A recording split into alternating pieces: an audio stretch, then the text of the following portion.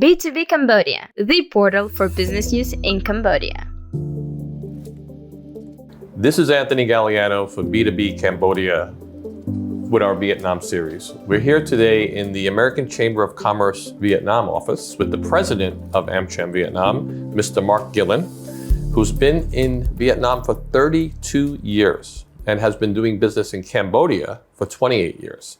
So this is really an honor for us to be able to tap into your experience, not only in Vietnam, but Cambodia.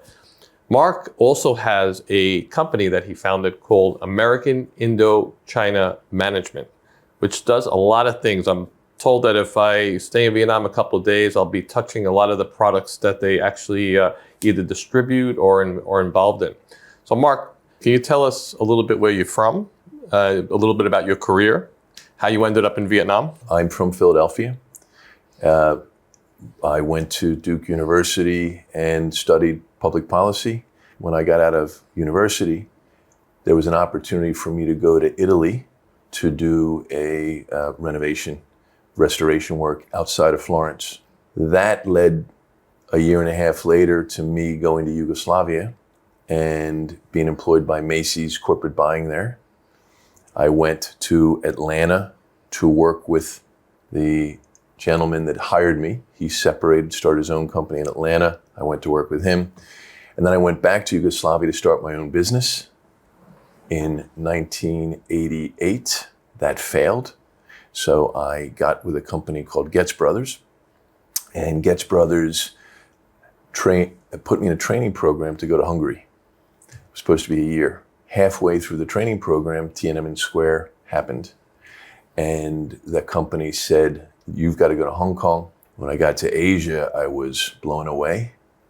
I've just watched all just the commerce and the buzz and thought, wow, I wish I had been here in Hong Kong earlier. I got transferred to Japan, same thing. Wow, Japan, I wish I was here right after the war. That would have been really interesting. And then I got transferred to Guam with the same company. And while there, I saw that Vietnam started opening up. And Vietnam represented to me, and Cambodia, by the way, the nexus of the two parts of the experience I had. One was transitioning socialist economy, which I saw in Yugoslavia and was planning to do in Hungary. And then the other was emerging Asia. And Vietnam and Cambodia were really the nexus of those two. What were your first ventures in Cambodia? First ventures were chemicals, building products, grocery items, etc. And in fact, we still do. So we're the largest distributor of hygiene chemicals in Cambodia.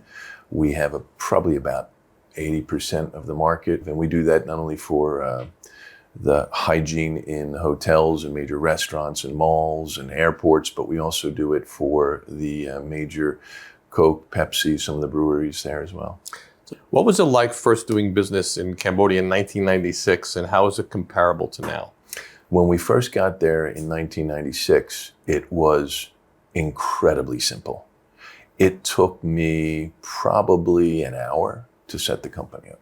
So from a regulatory point of view, comparing that to Vietnam at the same time, Vietnam, we needed to get a rep office. We weren't allowed to have a fully owned foreign company, and even that took 6 months. Cambodia at the time was really built on government or non-government, what I'll say is the non-private sector.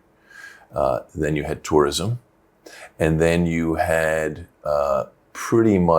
you had some construction, of course, and then you had all of the businesses. They were employing the people, then you had all the businesses that were catering to the Cambodians who were working in the hotels and the construction and the building of the roads and the building of working for the government. And so those were really the four pillars. And what we've seen over time, tourism, of course, skyrocketed, then it fell off.